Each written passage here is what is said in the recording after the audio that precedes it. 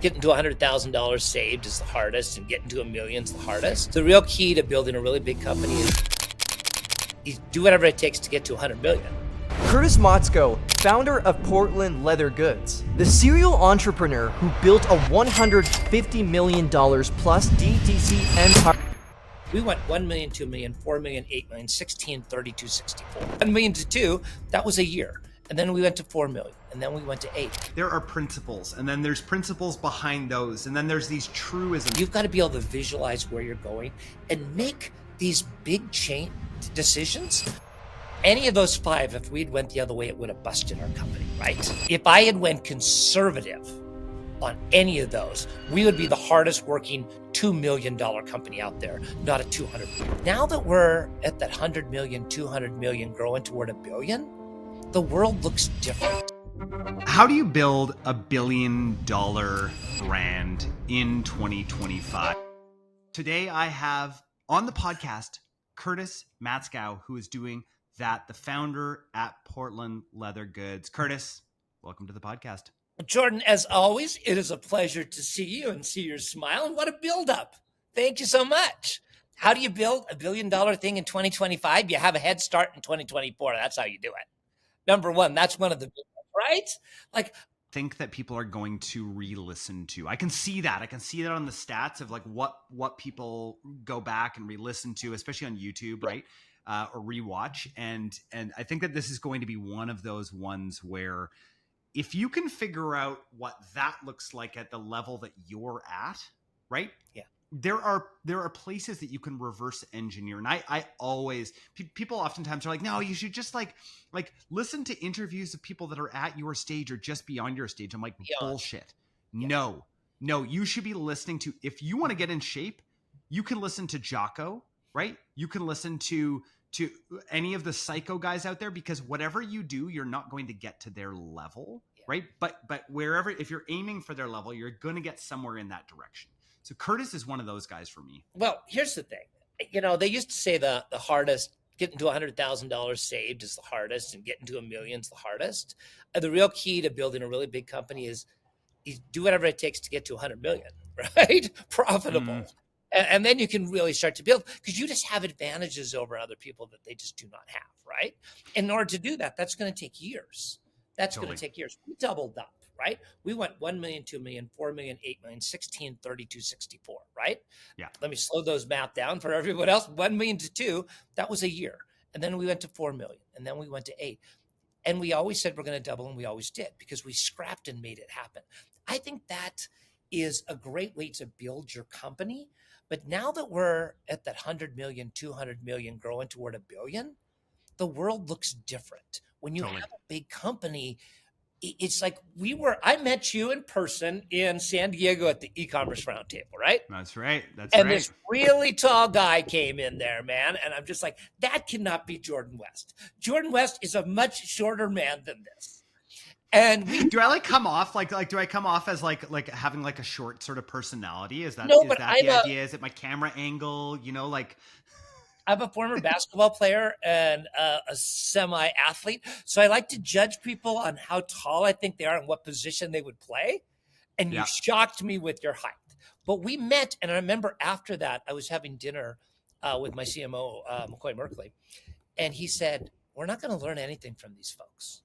We're in the top 2 or 3 biggest companies here. Yeah. We need to be hanging out with the bigger folks. And that's really important, because you've got to be able to visualize where you're going and make these big change decisions. I just did a speech in Napa, and I said 5 decisions I made in my company that at the time were like 50-50. And looking back, any of those 5, if we'd went the other way, it would have busted our company, right? If I had went conservative on any of those, we would be the hardest working $2 million company out there, not a 2. Okay, so break that, Curtis. I want to hear this. Break this down. But why? We had a game plan, Gordon. We had a game plan of what we're going to do, but this is a whole new thing. But I love it. So guys, I've got notes. I've got notes upon notes on the side here, and to me, this is really interesting. What are these things? Because there are principles, and then there's principles behind those, and then there's these truisms. So interesting. I had a company. I do I don't know if you know this, Curtis, but on the just really in the background, I do advising for SaaS founders, and I love it. People ask me like, Jordan, why do you continue to do this? Like, where do you find the time? I'm like, well, I just make the time because I love this early stage SaaS, right? And I will tell you the amount of times. Yesterday, a company came to me and they're like, hey, we got this offer from Y Combinator. We just think that we're well beyond them. And we think that we can get investment somewhere else. And I'm like, well, do you have investment somewhere else? So you're going to get $500,000 from Y Combinator right now at a valuation that you maybe don't agree with. I'm like, so how many other investors do you have interested right now? They're like, well, none. I'm like, so there is a truism that has been true since the beginning of recorded history. A bird in the hand is better than two in the bush. Always. Always. It doesn't matter. It just doesn't matter because the other thing doesn't exist. But if you don't work on this principle, and so what I'm trying to get at here. So I told them, I said, this is my advice. Truisms are true. And I think truisms are true. I think all of this information and all these right answers that we have are all true. And it's also all bullshit. It's all, you have a decision to make. Only when a decision is, I learned this in a Zen monastery. So thank you, Chosen. Thank you, Hogan, for teaching me this. And basically, we're just in a state of where we are until we actually make a decision. As soon as we do, chaos can ensue because of that, right? I had decisions in our company to make. And you can think all of these things. What you're saying is bird in the hand. Yeah, that's one thing. 4 years ago. No, what I'm saying is make. Okay, sorry. Keep going. 4 years ago, I was offered $83 million for my company, and it was the worst 3 days of my life because no matter what decision you make, you're screwed, right? If you take the money, then you feel like you missed out on the big one, right? If you don't take it, you're stupid enough to give up $83 million, right? But it also depends what you're doing this for, right? It depends what all of these things, because I can imagine that $83 million isn't going to be that different than you being 20% profitable right now on a $200 million company. Yeah. It doesn't really matter. Like the money is. I'm really glad I said no, first of all, and it's a lot more fun that way. But again, I go to decisions that I made. And the very first one is I started this company in a garage, right? Yeah. And not one of those fancy 2-car garages. This was one single stall garage. And it was a grungy Portland garage. Oh, absolutely. It's one of those that goes under the house. You can't even really fit the car in there. So no one's done it because you got your garbage cans in the way. But I made it really cool. I'd leave the door open. I was an artist, and all the people would come by and say, oh, you hand make leather goods. We had a choice to go to this next stage place. And it was about 4 times the size of the garage, not too big.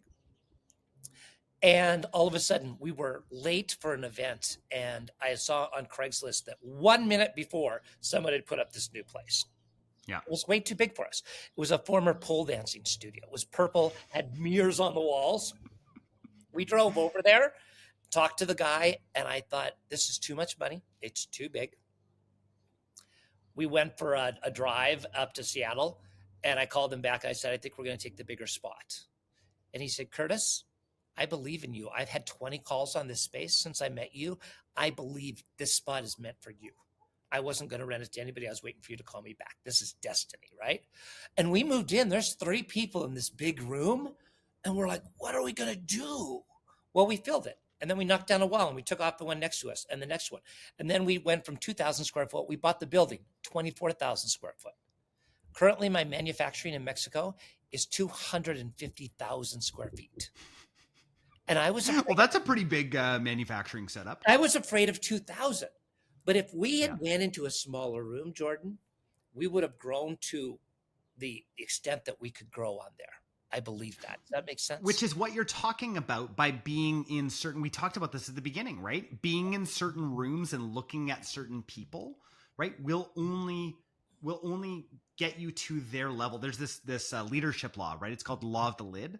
And incredible law, right? where your team can only go as high as your lid, right? As the leader, whoever the leader is and whoever they're working for, a 7, right? Or sorry, a 9 does not work for a 7. So if you have 7s in your organization, Curtis, just why don't we get into that? Because I think that was actually one of the things we were going to actually talk about. And so I want to hear this from you. I don't want this to be a Jordan thing. I give enough monologues out there. I brought you on for a reason.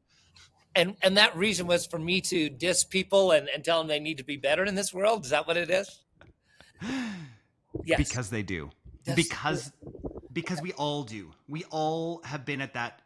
You know, Curtis, I knew that there was a moment in my life, and this was about 1.5 years ago, where I needed to get better. There was some things. I owned a bunch of brands at the time, right?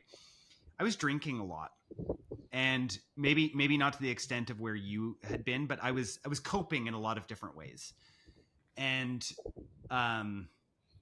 just numbing and all of these things. And I realized, I'm like, I need to get better. There's some blocks in my life. That's when I stopped drinking. That's when I stopped a lot of things at that point. And I was like, I need to get better as a person, because I can't grow beyond this layer, this level. And I've seen it happen with a lot of people. I see a lot of people stuck, right? I see a ton of people, a lot of leaders.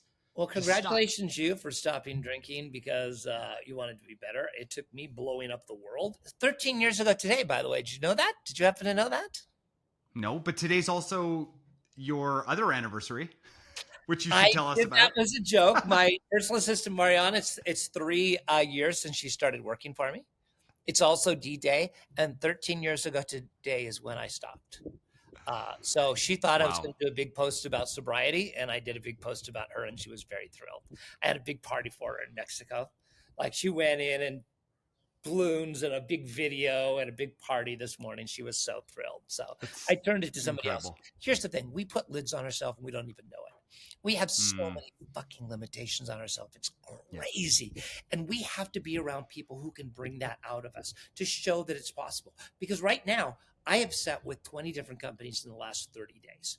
Now, by company, I mean, maybe it's a gallery owner of an art gallery. Maybe it's a very famous fishing guide that I was hanging out with here in Montana. Cool. And she was just saying, hey, what do you think I should do? You know what?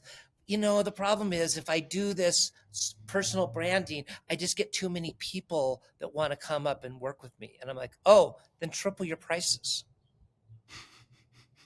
She's like, you think totally. Oh no, more people want your time and want to work with you? And you want to know what it broke down to? I'm going to tell you this. What it really broke down to is she thought she gets so much attention that she thought her family and her husband would be jealous of all the people who wanted to work with her. Wow. When I really broke it down, it was like they didn't want her to get too big. They were offering here, here's $9,000 to fly in for one evening to talk about fishing. Yeah, they don't really want me to do it. They're holding you down. You're this balloon ready to soar in the air, and they're holding, and you don't even know it because those ties are so tight. We have it in our brains. I told everybody in our company last August, I took my senior leadership team, 9 people, right across the board. And I said, you are not good enough for where we're going. You're not. I hired you a couple years ago. You were here at 64 million. You're not here for $1 billion. And you just saw it. The great ones just go like this and say, I know, that's why I'm doing this and this and this. And by the time we get there, I will be that person. They're not selling me. They know it. And so what do they have to do? What does a person have to do to be great and to continually up level? Because you see, it's not like Elon started at this level, right? He grew really and grew and grew. About the level that Elon's at right now? Well, we're really talking ketamine and drugs and fights and spats on Twitter? Come on. I mean, literally, don't cut this out. Seriously, can people please stop looking up to this man? Please stop it. He's got 2 women suing him over child support. So yes, and yet is still somehow in all of this building some of the most monumental companies that will ever be in our lifetime. 2 things that he does well. Number 1, he takes a huge vision and goes all in and says, we're going to do that. Is that correct? 100%. And the second thing that he does or did at one point is he said, whatever the biggest problem is, we're going to solve right now. We're not going to have a meeting next week. We're not going to have one in 1 month. Bring those people in, sit down. We're going to go 18, 20 hours a day. And by the end of this week, we're going to solve that. Then next week, we're going to find the next biggest problem. We're going to solve that. And after 52 weeks, you have the 50 biggest problems in your company gone, and the growth goes up. And guess what? When growth happens, you create more problems. So he's in this never ending cycle of solving problems, heading toward a big vision. That sounds fantastic. And he can throw money at it too, which is also very, very good because he can bring the people in that need in order to do that. So that's very, very important. If you have a smaller company, you need to find the people inside your company who have those. They better be, I always say they've got to be broken just enough. Not to have broken them. As a child, something had to happen. You know, they didn't make the basketball team. Some kids made fun of them. They read fantasy books and nobody really liked them. But it didn't break them. It made them stronger. Those are all the people that I work with. Something inside of them says, I'm going to be successful. And have you read Anti-Fragile? I have not, but I've heard a lot. You need to read every Hassim Taleb book that is out there because it is wisdom. And this is it. You're looking for anti-fragile people, the opposite of fragility. When they're hit with something, they get better. Yep. Right? I think about I think about, you know, you and me and some of the situations we've been in. For me, you know, being a paramedic for 12 years, see the people that they're hit and they just get bitter and they become this person that just like isn't, there's this fragility in it versus the person that's hit and is like, awesome, that muscle now is stronger. Right? Like I went through it last year, Curtis. I went through it. I had about $3 million of personal liability come on me from a business failure, you know, from one of our brands. And it was freaking brutal, right? Like I'm not at your level, right? Where, you know, 3 million is just kind of like, you know. Here's the fun thing. 3 million is still 3 million. It's a lot of money. It's a lot of money. It's a lot of things, you know, that happened because of that. And I will tell you, was the best possible thing. When those things happen, it's a gift. It is an absolute gift if you are anti-fragile. You know, I was telling you this. We were in a room with about 40 to 45 CEOs and CMOs of 9-figure companies in LA a couple weeks ago. And one of the people said, hey, how many of you are having a great year? And me and one other brand raised our hands. And they said, who's having a bad year? And 38 other people said, we're, you know, cost of acquisition is up. Borrowing money is a problem. We got supply lines, unsurety of the market. Every possible thing is going wrong. The thing in common that the two companies that were doing great had in common is that we had bad times last year. We had some bad things hit and we fixed them last year and got lean and strong and we're fantastic. And now when everyone else is struggling, we're soaring right past them. Right? So bad times, you say it as a cliche enough until you believe it. When I say to my CFO and I say to my CMO and I say to our COO, hey, this is a gift. They're like, no, this is unfair. How dare they? Blah, blah, blah, blah. I'm like, no, this is a gift. This will look back a year from now. And now they've started to say, oh, I know it will end up better, but now when we get hit by something bad and I say, this is a gift, we're going to overcome this, it's going to make us better. Now they believe it. Well, those are the people that can then raise to the next level. Yeah. Jordan, I'm going to tell you a secret. The reason I'm successful as an entrepreneur is two things. Number one, I'm not capable of having a job. So I have to do this. There's no other alternative. Okay. I'm with you, man. I'm with you. Number two, I am the best people reader you've ever met. I can actually talk for 60 minutes in a meeting and walk out and tell you the personality of everybody in that room by how they acted and looked. Did they catch the joke? Did they understand it? You can see when you say something complex, the people who just get it and the people who don't. I can read people. And I had a party at my house in Mexico. It's about 16 of people that work with us. And there was a big time investor who had flown in to see me. And he looks at me and he said, Curtis, do you know how lucky you are to have such amazing people in your company? And I said, luck. I've taken 8 years to find these people and to put them together and make them into a team. I had to get rid of a lot of people, right? I had to tell some people who I liked and cared about, you're not good enough. You are absolutely. So how do you do that, Curtis? How do you continually up level your team and decide who can continue to come along? What are you looking for? What are those like micro expressions? What are the things that you're looking at that help How do I you do that? understand? Have you ever seen the play Hamilton? Have you ever seen the musical Hamilton? I have not. Well, all As the a Canadian, do you think I care about Hamilton? everyone should care about Hamilton. It's absolutely brilliant. Brilliance. One of the lines is, he'll never be satisfied. The key thing is with me and people, I will never be satisfied. I find the right people, but by that time we've grown and we need more and we need more and we need more. You don't wait until there's a problem to hire. You're always looking for better talent. You're always have that door open and you're out there looking. And then you go through the same thing that everyone on here has done. You know someone's not good enough. You debate it. You talk about it. You say it a million times. Should we get rid of them? What do we need to do? What do you need to do? And then eventually, in the evening, some night, you sit there and say, wait, I'm the CEO. I'm the owner. I'm in charge. Talking about this, bitching about this is not going to do it. Tomorrow, I'm going to walk in. I'm going to make a fucking change. And you just do. And within weeks, everything's better. Always. Always. I have said that I have never regretted firing someone except for once. There was just one guy, and I still remember it was a really bad decision. It was and I was making it. I wasn't making it for myself as CEO. I was making it for one of my partners who didn't like him, and it was a really bad decision.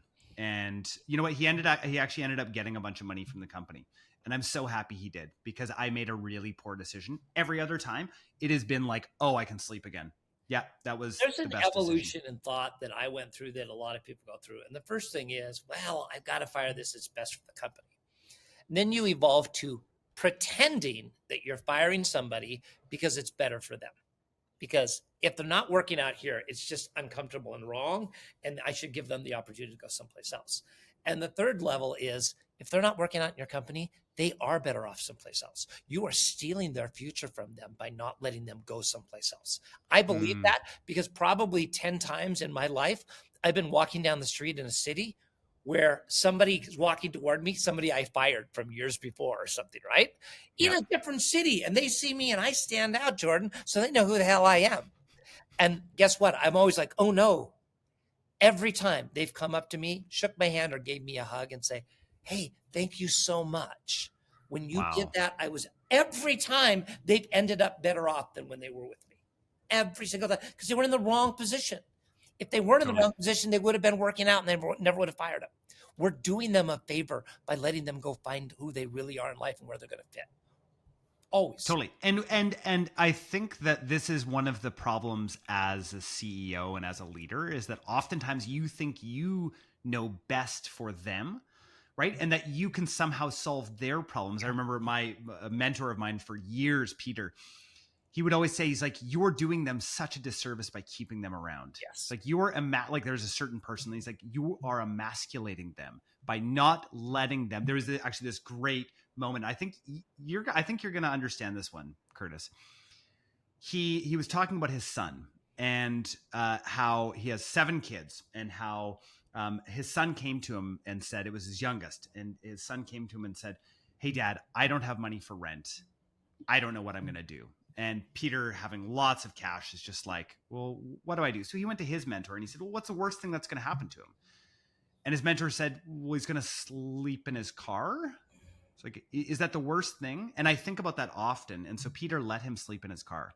He let his son sleep in his car. His months of sleeping in his car. And then he changed. His son changed. Everything changed for him. He went and got a great job. He went and did this. And it would not have happened if he would have enabled him in doing that. And I think about that with our so many times I'm like, I'm going to let them sleep in the car. This is not up to me. And I want to be the white knight. Yeah, always. There's 3 things to that. And I mean it this way. One thing is, let's not assume they're always better off by you being a hard ass, okay? By helping them, you're not making them better.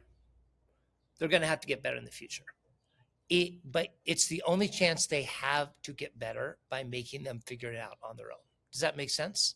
It Totally. could go bad for a week. It could go bad for a year. It could go bad for 3 years. I deal with people, as I say, 13 years of not drinking. I went through a lot of people. I've lost a lot of people who's lost their lives, right? And they call me up. None of them, not a one of them, is ever angry when I turn them down. Okay? Because I've taught them, get a hold of me when you're sober. Let's work on when being sober. Don't go all the way to the bottom and then get a hold of the guy you know can pull you out of this situation, right? They never resent me for it. I always say, hey, don't call me up drunk. Sorry, Yeah. I can't help you, and don't tell me I wasn't there. I was there. So yeah, we have to make people stronger. But we're talking about big successful companies. And in order to be successful, you need a group of leaders who are smart, kind, kick-ass people who you trust 1,000%.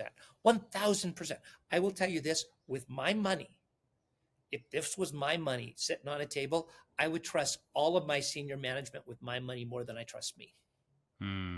They all care more about me and our company and the future than I do. I love these people and I trust them. And that's hard. You have to build that up over time. You can't go find that next week, but you can stack days, stack weeks, stack years, and find those people over time. This is a tough thing for me to hear right now. I just had somebody who I trusted incredibly deeply in the agency steal around $100,000, and really difficult to remember. You have to trust.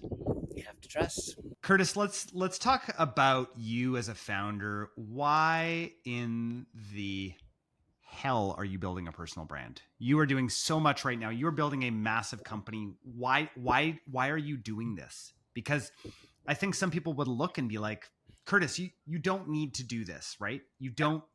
What is this for? No. I'm one of the people, I see these people with the big personal brands and they're so successful. They make all this money. I'm like, wow. And I look at them and I meet them. I'm like, oh no, they're kind of broke. They're like, I'm not saying, yeah, great. They're making $1 million a year. That's not, in some levels, real money. It's just not. I'm proud of them. I'm glad them, but they're not that. They're not. People who just think a personal brand is for a personal brand have limitations. Why am I doing a personal brand? Number one, it gets me in rooms that I never would have been in before. Right now, I'm the leader of this group of 100 million and under people, right?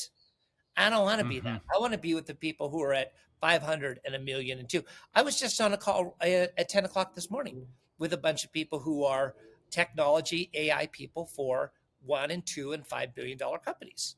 And I just got an email saying, hey, Curtis, love what you do on LinkedIn. You want to join this meeting? I'm like, this can't be real, is it? And then I got in. I'm like, wait, nope.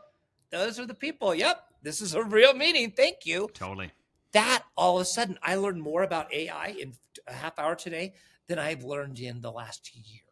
Because these people are really know what the hell they're talking about. They're speaking on stage in London with all the people who are creating AI. These are the people that I was invited to that I never would have got to. Here's the number one reason I do it is because I'm good at it and I have a message to tell people, which is you can be better. This is an amazing world. Be optimistic, be full of love and not the stupidity that most people do. It's a beautiful, beautiful world.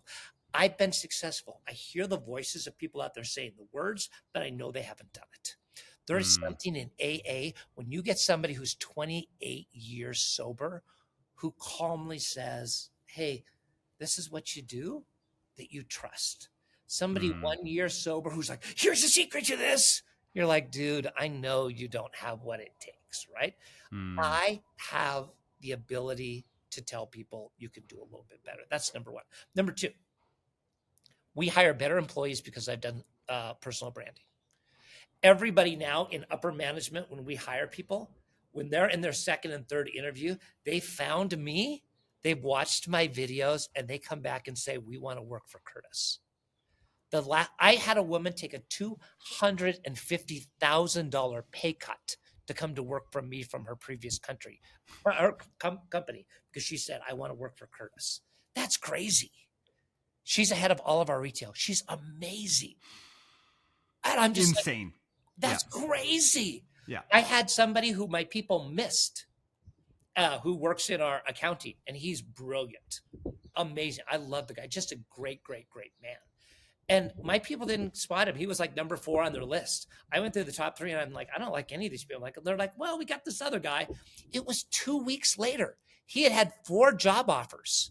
He turned them all down. He said, Curtis, I've been waiting for you to call me up. I want to work for you. That's what personal branding does right there. So Totally. first of all, I can say the message. Number 2, it helps me get better employees. Number 3, it is going to create magic in my life in 1 year and in 5 and in 10 that I can't even dream of. I am going to meet people. I'm going to be friends with people. I'm going to hang out. I'm going to learn things that I never could have if I was just sitting on my computer watching YouTube or watching a basketball game. It is the network in the world. You came up to me at Ecommerce Roundtable because you had seen my LinkedIn. Is that right? Well, no, you were on my podcast years ago. Oh, that's right too. Okay. Yeah. I'm definitely airing this part. This is great. How did you find me that time? I don't know. You were starting I know exactly what. You were starting your journey of wanting to get out in the public more, right? Really? This is years ago. I'll go and look. Like we're a couple years. We're on like episode 650 or something right now. This was like back in the like 300 or 400s. Curtis came to me and said, hey, Jordan, because I've been posting on LinkedIn for years, right? And came to me and said, hey, I want to be on your podcast. I'm trying to do some more public kind of stuff. You came on. It was a great interview. You were quite a bit smaller, obviously, then, as a brand. And we just had a great conversation about this stuff. You sent my old business partner, Sean, some shoes that he wears all the time when you were in, are you even in footwear anymore? No, we shut that down last year. Remember I told you about the bad times that came? That was last year. Yeah. So that was throughout that time, right? So we'd already had a relationship through that previous. And so it was like, and Curtis, for people who are listening to this, not watching this on YouTube, he is striking. Like you will not miss Curtis in a crowd. There's just something, and whether or not you have this, like the glasses on or something, there's just a striking part about Curtis. Memorable. Let's at least go that way. Sure, we'll go memorable. What I want to know is I actually want to break this down practically for people. When you think about, let's just get into like LinkedIn posting, right?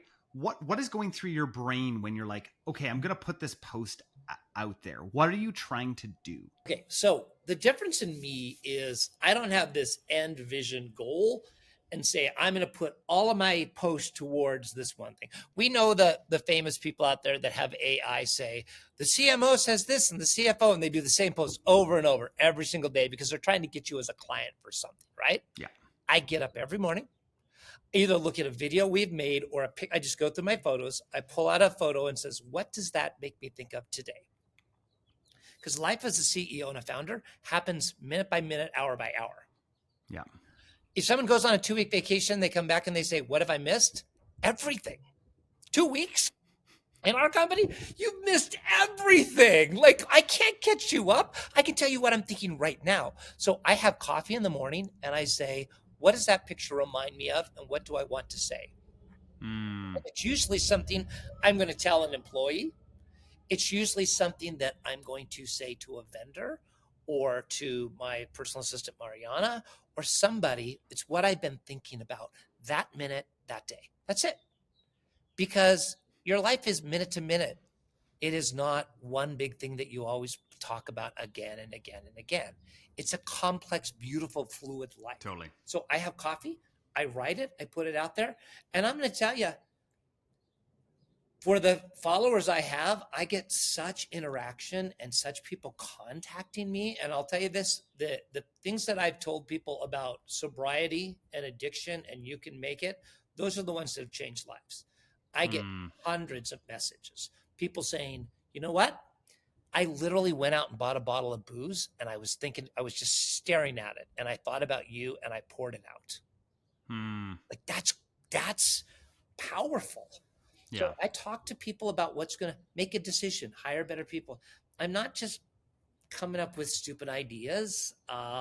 I'm saying what is on my mind that minute. For some reason, Jordan, that really strikes with people. It really does. Totally. Why else am Well, I the doing? authenticity comes through, Curtis, Yeah. right? Like and I think that people need to realize. So I've gone back and forth with, like my posting on LinkedIn over the years. My favorite thing is to do exactly what you're saying. Yeah. I wake up, I meditate, I do these things, and then I think to myself, what's interesting that's gone on recently? Yeah. And what's going to add some value to people and put it out there. Any times that I have had a system that I have like put these things together, it's my reach goes down, everything goes down. And I realize I'm like, oh yeah, I'm just not being authentic, because that's in a personal brand. That's what people want. In the world of AI, people want authenticity. That is what they want more than anything. I was in LA and met with a bunch of folks in LA like 3 times in the last month. It's crazy. And first thing everyone says when they meet me is, "Where's Mariana?" Because if you've ever seen our videos, you know that she's always there, and she's a spark and lively and fun, and they don't think I'm as fun and striking as she is. So that's fun, because they've watched the videos and they know who she is. That's number one. Number two, they talk as if they've known me forever. Yeah. They know me. And I'm just like, yeah, well, they do. It's truly a connection that we have. There's no like, hey, I'm Curtis, let me tell you about myself. We're already talking about deep things and meaningful things and wonderful and fun and family and life, because there's just a connection, because I am who I am. I've never not really been authentic. That's just kind of who I've braced myself to be. And after this many years, yeah, I just, why be anybody else? I like this person I am. Like, once you get to like yourself, shit, this world gets really easy.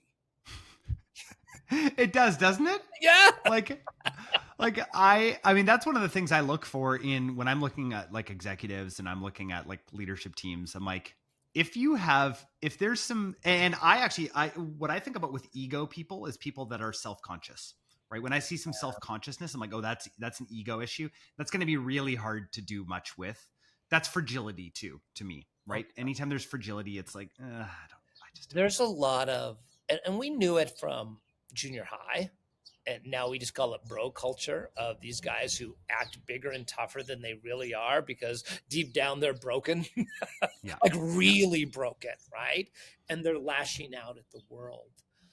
The people I've loved and respected my whole life from childhood on are the strong, really confident people that when you say, oh shit, my life's something's wrong, who do I truly trust? Yeah. Who would I call if I'm in the hospital? I'm in here, I'm in this. Who are those people? And those people have the confidence to just say, hey, I understand life's going this way, and make you feel better, right? You asked where I'm at. I'm in Montana because I have a sick family member right now, right? And I'm more on the outside of this family member, but every time I leave the room, the person says, where are you going? Curtis, I want you here. Like, you make me feel better. That's something. I'm not the closest person to them, but for some reason, me being in the room makes that person have a little bit more hope, I mean, what else do you want? What else do you want out of life? Right? What else do you want? Well, I would love some cute kids like yours. Yours kids are about the cutest and most adorable things. You bastard. You put cute pictures of your kids out there. I'm like, how am I going to compete with that? And we decided to have a fourth, like congratulations. We looked at our life last year and we thought, what is this about? Like, what is this? Like, we've done I haven't scaled to your sort of level, but we've done the things, right? And realized how meaningless so much of it is, right? And owned all the properties and owned the stuff. And it's like, I've realized that I love building, but I love building for the sake of building. But building a family has been one of the greatest things. And so at 38, my wife, we decided to have another kid. And I'll tell you, this pregnancy this baby is going to be worthwhile. So that's all I'm saying. If struggle means worthwhile, this is going to be worthwhile. Well, that's congratulations. I noticed that many of my great friends who I love and adore, the smartest and the best ones, don't have kids. And I'm like, dudes, you're the ones who are supposed to have it, right? I know the kids from high school. I didn't want to have 7 kids. You're at least somebody who needs to have 4. Like, come on, give a little bit one to a better family. I like that a little bit better. Curtis, this has been such a good conversation. I'm going to ask you a question I've never asked on this podcast before. Yeah. What's your advice for me? Well, I have been following what you're doing for quite some time. And I would say continue to figure out where the biggest TAM and the best thing for you to build, and go all in on that one thing, and don't be stretched out in a lot of other ways. Now, the family itself is always going to do that, but where's the big win? Where's the one in 5 years you're like, son of a bitch, I'm sure glad I did that, rather than a bunch of smaller things? Like, where's the big win? Why are you laughing? That's so funny because I asked this question to Taylor Holiday recently when I saw him, and I said, hey, what's your advice? And he said, you do too many things. You need to just pick one and do that. And it's really interesting because I'm actually, I believe that I'm doing that right now. Well, Mark, this is the first time Taylor and I ever saw eye to eye on something. No, I like it's funny, Taylor. We're very different personalities. Me and Taylor are very different. I think there's some people though in this space and in this world that I really, I'll take their advice because I understand that it's been, and for somebody like you, Curtis, I have so much respect for the journey that you've had, right? And there's something about being sober. It's the recommendation every time I'm coaching founders. I'm like, you want one lever? Just do that, right? Do that. Now, on that, and I know we're closing out here a little bit, here is this. I didn't drink till I was 24. I never had a drink. So I was immediately on my first drink. I was the worst alcoholic you've ever met. I was totally would end up in a hospital if I drank. So the real me is never, I don't drink, but I'm not really sober. Meaning like I am just me. I have got energy. I've got this. I am an alcoholic who, if I have a drink, I will die. Like, I'm not one of those. I'm not sure if I am. I am. Yeah. And so I view life as this amazing gift, and I am just going to grab it and live it and love it and appreciate it. And that is absolutely a gift for anybody. The one thing I've been doing when I go on to podcasts right now is I tell people this. If you know somebody who's dealing with alcohol addiction, drug addiction, any type of real big problem, I will tell you this. Number one, the odds are against you. Flat out. Yeah. Flat out. Number two, you can win this thing. You absolutely. I remember sitting in a room with 50 people and this counselor that I just love, one of those brilliant men I've ever met in my life, said, look to the right of you. In a year, that person will be in jail. Look to the left of you. In a year, that person will be dead. He said, out of the 50 of you, I've done this enough. There's maybe 2 of you that will make it. And I remember looking around thinking, who's the other guy? In a room at 50, I thought, I know I got it. Who else is there? And then I looked at this group of people. I'm like, no, all of these folks are going to make it, right? None of them. So it's a struggle. But I'll tell you what, if you can beat this struggle, you can do anything. Business is easy. Compared to the shit I went through, this stuff's easy. Curtis, thank you so much for your time today. I think people really appreciated it. Guys, go follow Curtis Matsko on LinkedIn. Yeah. He is one of those guys that every single day I personally read his posts and just get so much from you, Curtis, and so much inspiration. So I just want to say thanks for coming on and thanks for spending all this time with us. I think that this is one of those episodes people are going to re-listen to and love. So thank you. Jordan, you're always the best. And congratulations, man. I'm so excited for you and your family. Thanks. You're welcome.